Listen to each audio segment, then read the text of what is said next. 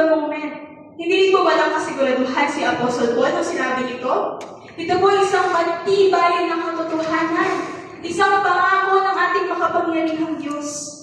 At mauunawaan at maisabuhay ang katotohanan ito.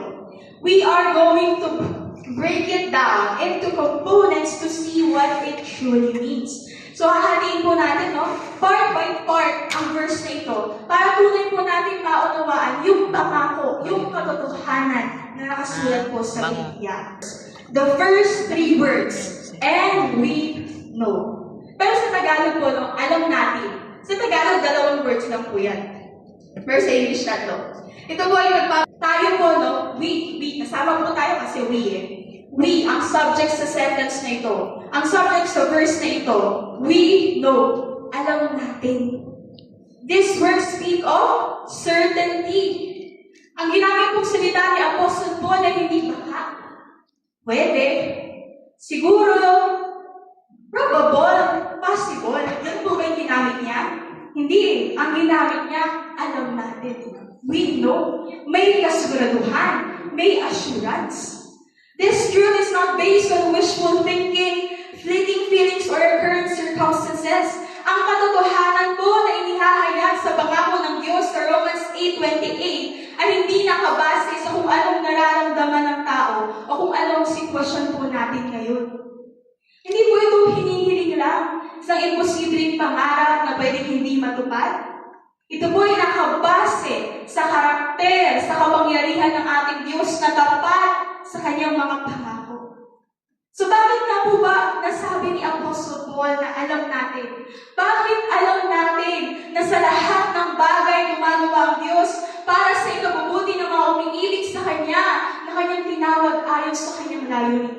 Bakit po may assurance tayo sa pangako ito ng Lord? Bakit sure? Letter A po. Ang sabi po, sure tayo na gumagawa para sa ikabubuti na mga umiibig sa Kanya na tinawag ayon sa Kanyang layunin ng Diyos. Because letter A, pakilipan po yung slide. Letter A, because He loves us. Bakit sure? Kasi alam po natin na mahal tayo ng Diyos. Ang pag-ibig po ng Diyos ay paulit-ulit na nabanggit sa Biblia. John 3:16, sapagkat gayon na lamang ang pag-ibig ng Diyos sa sanlibutan. Kaya ibinigay niya ang kanyang bugtong na anak upang ang sino mang sumampalataya sa Kanya ay hindi mapahamak, kundi magkaroon ng buhay na walang hanggan. Sabi din po sa Romans 5:8, but God shows His love for us in that while we were still sinners, Christ died for us. Napakadakila po ng pag-ibig ng Diyos sa atin. Imagine, hindi po tayo harapat dapat. Tayo po'y makasalanan. Pero dahil mahal na mahal tayo ng Lord, namatay po ang Panginoong Jesus para sa atin. Kaya bakit sure tayo? Bakit may assurance tayo? Kasi alam po natin na mahal tayo ng Lord. Alam natin na patuloy siyang gumagawa para sa ating ikabubuti na umiibig sa Kanya, na tinawag ayon sa Kanyang layunin kasi alam natin mahal na mahal tayo ng Diyos. Amen po ba? Amen. Amen. So, ibig pong sabihin yung pagtatapat po ng ating Diyos ay sa lahat ng salit-saling lahi. Hindi po sa iilan lang. Hindi po sinabi ng first or 2 generations. Hindi nga po 100 generations All generations. Hanggang sa pinakahuling salin lahi sa hinaharap sa mundo nito, mananatili po siyang tapat sa kanyang pangako. Kaya kung pinangako po ng Lord sa Biblia na hindi niya tayo iiwan, hindi niya tayo pababayaan, tutuparin niya po yun. Kaya kung pinangako po ng Lord sa Biblia na anumang pinagdaraanan natin ngayon, anumang circumstances ang kinakaharap natin ngayon, gagamitin niya yan for our good. Tutuparin niya po yun dahil tapat ang Diyos na nagmamahal sa atin. Ano ba po? Bakit sure tayo sa pangako ng Lord? Letter C, because He can. Kaya po ng Diyos. Ang sabi po sa Jeremiah 32:17, si Jeremias ay nanalangin. Panginoong Yahweh, nilikha mo ang langit at ang lupa sa pamamagitan ng iyong kapangyarihan. Walang bagay na mahirap para sa iyo. Kaya bakit po sigurado tayo? Bakit si Apostle Paul na sinusunod nito, sure na sure Gumagawa ang Diyos para sa ikabubuti ng mga umiibig sa Kanya, sa mga tinawag ayon sa Kanyang layunin, dahil kaya po ng Diyos. Simple. Because He can. Because He loves us. Because He is faithful. Pwede po ba natin palakpakan ang ating Diyos sa buhay? Hanggang sa pinakamalaking problema, sa pinakamasaya mo, sa tagumpay mo, sa pagkatalo mo, sa pinakamalungkot mo, sa pinakamasakit mo, lahat po ng yan, kayang gamitin ng Lord para sa ating ikabubuti. Ano po ba yung mga problema natin? Financial problem? Karamdamang physical? Breakup man yan? Nasaktan ba ang puso mo? O baka naman po failure? Bali yung mga hindi ko po nabanggit, anything na may isip ninyo, lahat po, kayang gamitin at ginagamit po ng Lord para sa ikabubuti natin. Minsan man po, kapag nasa isang sitwasyon tayo, kahit nababasa na po natin yung pangako ng Lord, hindi natin maunawaan. Hindi natin maisip, hindi natin ma-imagine na paano kikilos ng Lord, paano gagamitin ng Lord to para sa ikabubuti ko. Parang imposible naman. Pero sabi nga po sa awitin natin kanina, sabi sa ng Diyos sa Luke 1:37, King James Version, for with God, nothing shall be impossible. Kaya po inaawit natin ng may pananampalataya, di ba? Walang imposible sa ating Diyos. Kaya po niyang gawin ng lahat. Amen? Amen. Amen. Kung ako'y inyong iniibig, tutuparin ninyo ang aking mga utos. So, kailangan ba mga magulang at kapatid, bilang tayo ay mga tunay na Kristiyano, tunay na anak ng Diyos, at tunay na umiibig sa ating Panginoong Jesus, dapat po tinutupad natin ang kanyang mga utos. Dapat po nakikita sa atin si Kristo. Kaya ang babala po nito, there is a warning. Hindi po natin basta-basta maaaring angkinin ang pangako ng Diyos sa Romans 8:28. Bago po natin angkinin ang pangako na ito, dapat po sigurado tayo na natupad natin yung kondisyon. We satisfy the condition. Ano po yung kondisyon? Tunay po natin dapat na iniibig ang Diyos. Mahirap? Yes po, mahirap po talaga. Kasi ang katotohanan po yung pag-ibig natin sa Diyos ay bunga. Isa lamang pong response ng pag-ibig niya sa atin. Kung hindi po tayo inibig ng Diyos, hindi natin kayang umibig. Bilang mga tao, hindi po natin kayang umibig. Nagagawa lang po natin mahalin ng Lord kasi una na tayong minahal. Yan po ang sabi sa 1 John 4:19. Tayo iniibig sapagkat ang Diyos ang unang umibig sa atin.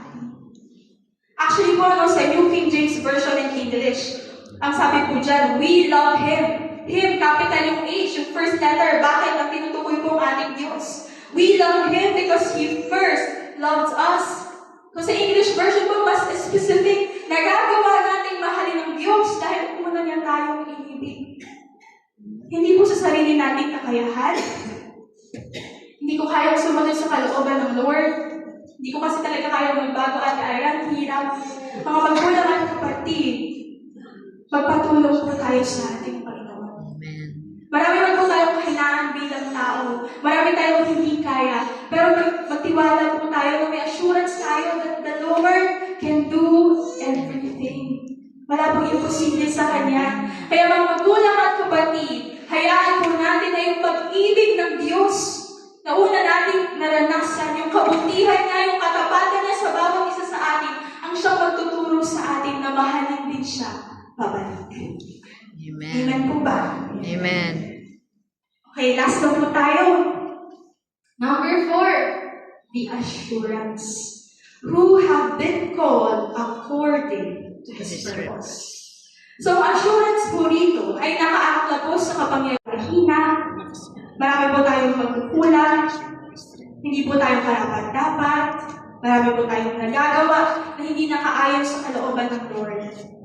Namababala po tayo talaga. Pero meron po tayong assurance. Meron po tayong kasiguraduhan na tayo po ng mga tunay na Kristiyano. Tunay po natin tinanggap ang ating Panginoong Jesus bilang Panginoon at tagapagligtas ng ating mga buhay. Tunay po tayo umiibig sa Panginoon. Nagpapatulong po tayo sa Kanya para masunod natin yung mga utos niya, na malakharan natin yung kalooban niya. May assurance po tayo. Tinawag tayo ng Lord ayon sa Kanyang layunin. Mga magulang at kapatid, hindi po kung sino-sino lang yung tumawag sa atin. Hindi po tayo tinawag ni Bishop. Hindi po tayo tinawag ni Pastora. Ang tumawag po sa atin ang Diyos na makapangyarihan sa lahat. The assurance here is that if you are in Christ, you have been called for God's wonderful and great purpose. Tayo po na kay Kristo, mga tunay na Kristiyano, tinawag po ng Diyos para sa napakaganda niyang layunin. Ano po yung purpose na yun? Yun po yung nabanggit natin kanina na highest good. The ultimate good. Yung pinakamabuti na nais ng Diyos para sa atin. To be conformed to the image of Jesus. Pinili po tayo ng Lord para maging tulad ni Kristo. Meaning magkaroon ng karakter ni Kristo. Yun po yung layunin ng ating Ama para sa atin, to become Christ-like. To be conformed to the image of His Son, Jesus. Kaya dapat po tayo ng mga tinawag ng Diyos ay mayroong spiritual and moral transformation sa ating buhay. May pagbabago sa buhay natin. Growing to reflect Christ's character in our thoughts, attitudes, and actions. Dapat po bilang mga tunay na Kristiyano, bilang mga tunay na anak ng Diyos, nakikita sa atin si Kristo. Yun po yung layunin ng ating Ama. For us to be Christ-like.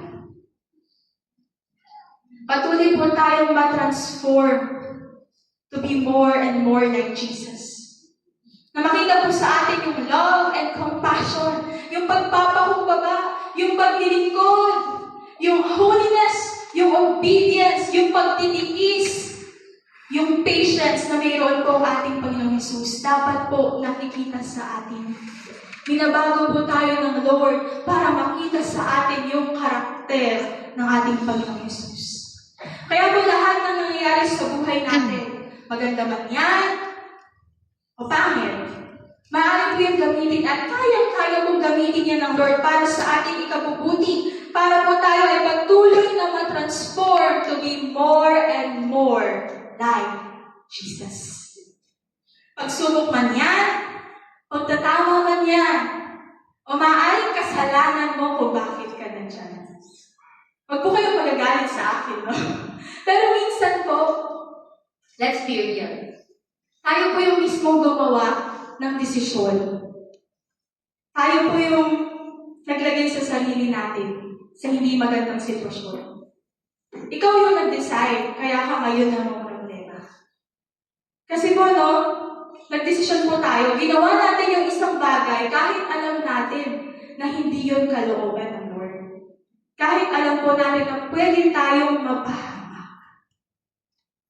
Sa mga ganitong pagkakataon po, huwag na po natin pairalin ang tayo. Lahat po tayo nagkakamali.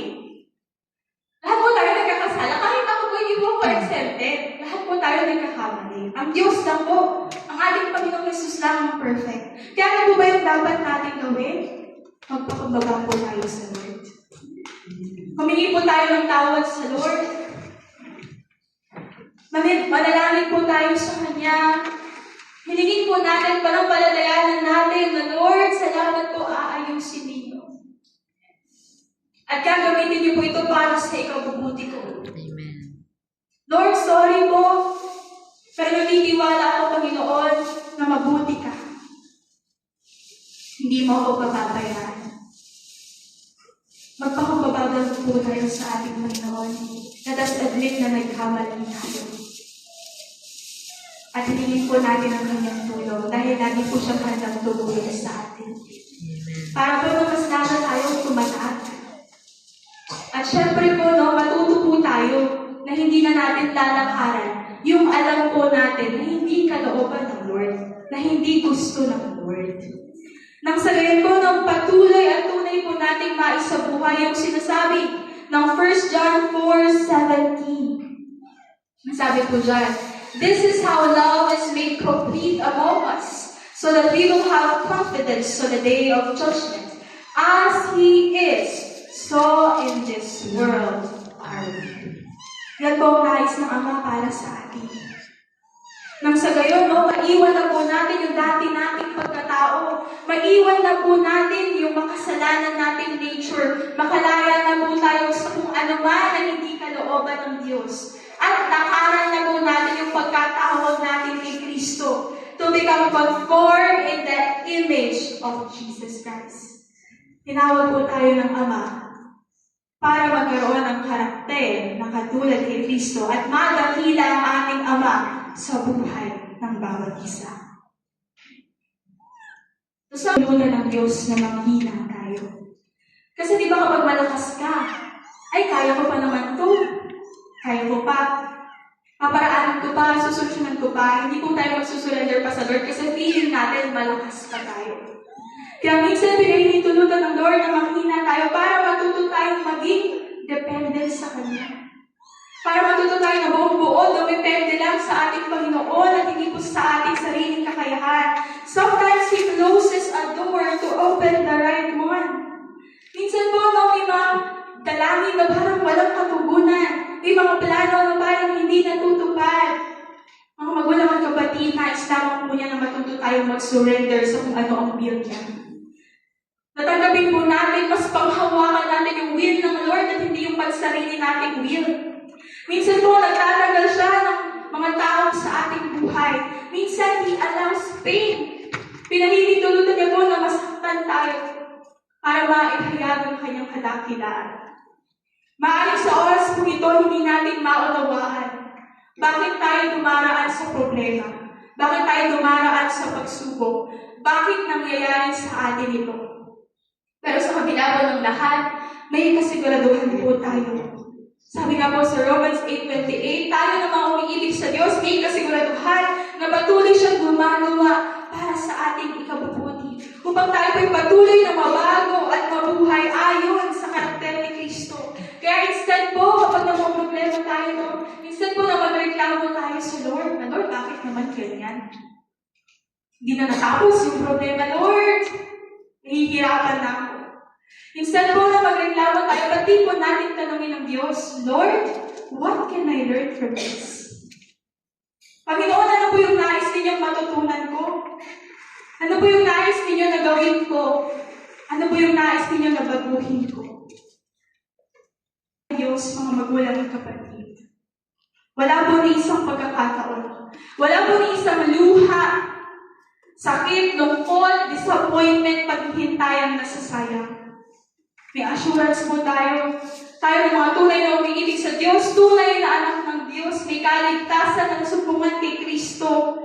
Lahat po ng pagsubok, problema na kinakaharap natin, may assurance tayo, may kasiguraduhan tayo na ginagamit yan ng Lord para sa ikabubuti natin. We have the assurance that He is turning all those troubles into testimonies. Darating po yung panahon, magsisilbing inspirasyon po, hindi lang sa atin, kundi maging sa ibang tao, na lahat ng problema natin, lahat ng pagsubok natin, akala natin hindi na natin malalagpasan, hinanghina na po tayo, pero ginamit ng Lord para sa ikabubuti natin. Yun po buhay na testamento natin ng mga tunay na umiibig sa Kanya. Yun po yung testimony ng ating mga buhay na gumagawa ang Lord para sa ikabubuti natin. Gaano man kapangit ang sitwasyon na mayroon po tayo. Dahil ang Diyos na pinaglilingkuran po natin, mga magulang at kapatid, ay ang Panginoon na gumagawa para sa ikabubuti ng mga umiibig sa Kanya na Kanyang tinawag ayon sa Kanyang layunin. The God that we serve is the God who works all things together for good. Maaari ba tayong tumayo?